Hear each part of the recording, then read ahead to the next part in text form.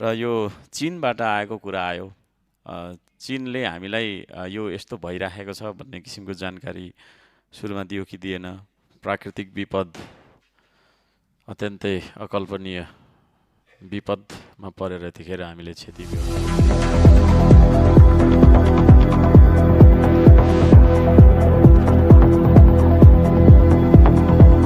मान्य सदस्य हर्कराज राई।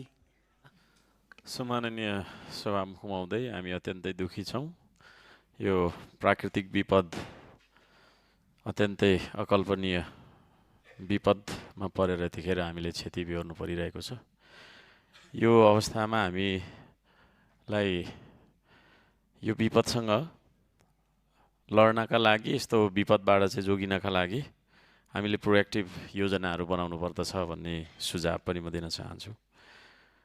बरु बाटोहरू नबनाऊ, पुलहरू पनि नबनाऊ, तर विपदका बेलामा चाहिने उद्धारका उपकरणहरू, सामग्रीहरू, हेलिकप्टरहरू, होइन, एम्बुलेन्सहरू, अब के हुन्छ अत्याधुनिक तपाईँको चाहिँ प्रविधियुक्त हाम्रो विपदसँग जुझ्ने, विपदको बेलामा त्यो विपद व्यवस्थापनका लागि भूमिका खेल्ने जनशक्ति र त्यो खालको उपकरणहरू हामीले जोड्नुपर्छ भन्ने चाहिँ सुझाव दिन चाहन्छु। घटनाले हामीले सिकाउँछ। हामी कसैले नसोचेको घटना घट्यो, यसले हामीलाई दह्रो र गहिरो पाठ सिकाएको छ।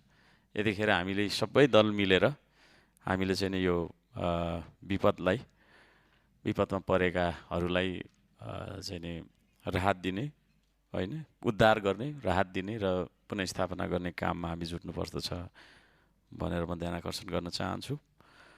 र यो चीनबाट आएको कुरा आयो। चीनले हामीलाई यो यस्तो भइराखेको छ भन्ने किसिमको जानकारी सुरुमा दियो कि दिएन भन्ने कुरा हो। अब यो चीनबाट सुरु भएर नेपाल हुँदै भारत जाने होला। त्यो भारत पछाडि मात्रै समुद्र त पुग्ने हो।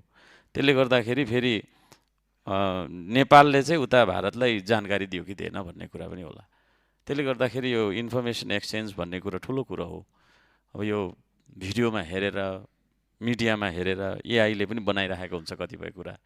त्यसले गर्दाखेरि त्यो मोबाइलमा हेरेर, सोसल मिडियामा हेरेका कुराहरू सबै कुरो आधिकारिक हुन सक्दैन।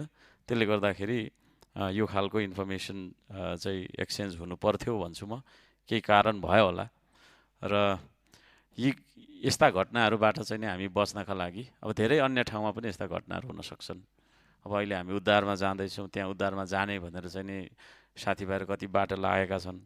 त्यो चिरा परिराखेको होला, होइन, त्यो भूकम्प जस्तो तपाईँको कम्पन गर्दै, पराकम्पन, भूकम्प, त्यो हल्लेर त्यो भाइब्रेसनले चिरा परिराखेको जमिन फेरि भत्केर उद्धार गर्न जाने मान्छेहरूलाई पनि अलिकति, होइन, सजग भएर जानुपर्छ होला, नत्र फेरि अर्को विपद आइलाग्छ भनेर सुझाव पनि दिन चाहन्छु।